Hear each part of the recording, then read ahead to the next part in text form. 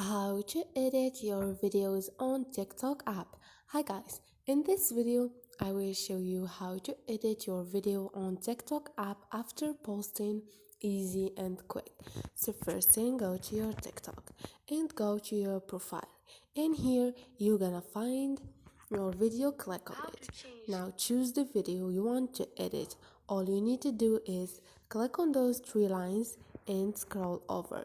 You're gonna find, if you want to edit tagged people, click on it and you can edit tagged people here.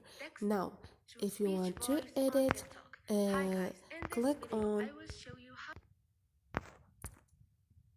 on privacy settings, and here you can edit who can watch this video, or turn off or on allow comments to edit who can comment on this video, or allow to stage whatever you want. And this is it. Now, but if you want to edit the video, like the video you are posting, this is possible on TikTok. You can't edit the video after posting. You can just edit tagged people in the comment stage and this stuff. So this is it. Hope this video was helpful. Don't forget to subscribe and like.